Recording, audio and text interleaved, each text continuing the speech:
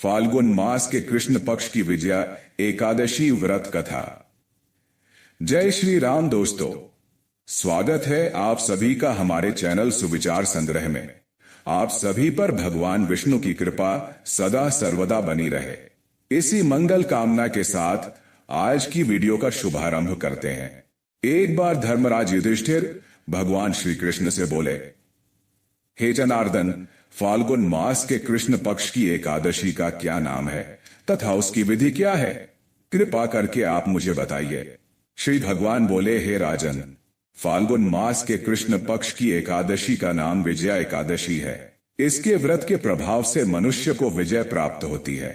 यह सब व्रतों से उत्तम व्रत है। इस विजया एकादशी के महात्म्य के श्रवण व पठन से समस्त पाप नाश को प्राप्त हो जाते हैं। एक समय देवर्षि नारद जी ने जगत पिता ब्रह्मा जी से कहा, महाराज, आप मुझसे फाल्गुन मास के कृष्ण पक्ष की एकादशी का विधान कहिए।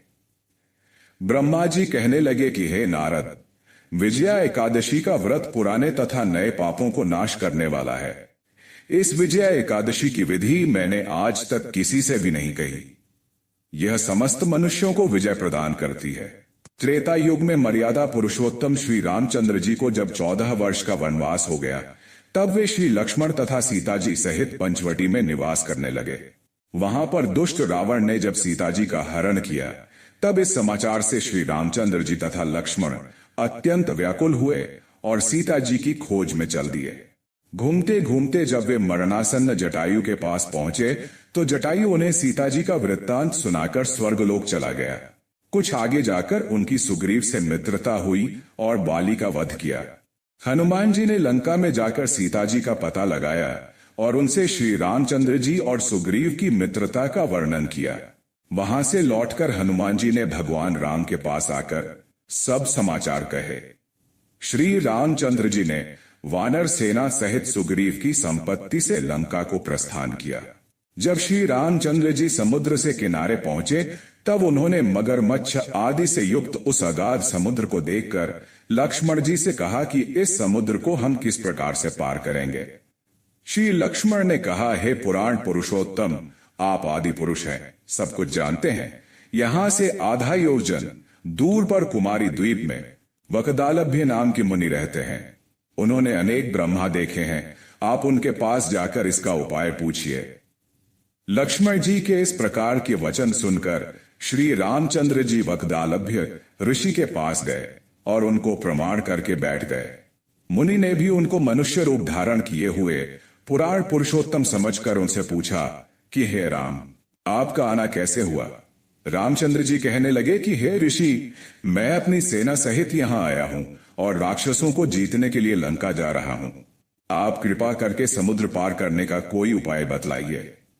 मैं इसी कारण आपके पास आया हूँ। वकदालभ्य ऋषि बोले कि हे राम, फाल्गुन मास के कृष्ण पक्ष की एकादशी का उत्तम व्रत करने से निश्चय ही आपकी विजय होगी। साथ ही आप समुद्र भी अवश्य पार कर लेंगे। इस व्रत की विधि यह है कि दशमी के दिन स्वर्ण, चांदी, तांबा या मिट्टी का एक घड़ा बनाएं। उस घड़े को जल से भरकर तथा 5 पल्लव रख वेदिका पर स्थापित करें। उस घड़े के नीचे सतंजा और ऊपर जौ रखें। उस पर श्री नारायण भगवान की स्वर्ण की मूर्ति स्थापित करें। एकादशी के दिन स्नान आदि से निवृत्त होकर धूप, दीप, नैवेद्य, नारियल आदि से भगवान की पूजा करें। तत्पश्चात घड़े के सामने बैठकर दिन व्यतीत करें और रात्रि को भी उसी प्रकार बैठे रहकर जागरण करें। द्वादशी के दिन नित्य नियम से निवृत्त होकर उस घड़े को ब्राह्मण को दे दें। हे राम, यदि तुम भी इस व्रत को सेनापतियों सहित करोगे तो तुम्हारी विजय अवश्य होगी। श्री रामचंद्र जी ने ऋषि के कथनानुसार इस व्रत को किया और इसके प्रभाव से दैत्यों पर विजय पाई। अतः हे राजन, जो कोई मनुष्य विधि पूर्वक इस व्रत को करेगा, दोनों लोकों में उसकी अवश्य विजय होगी।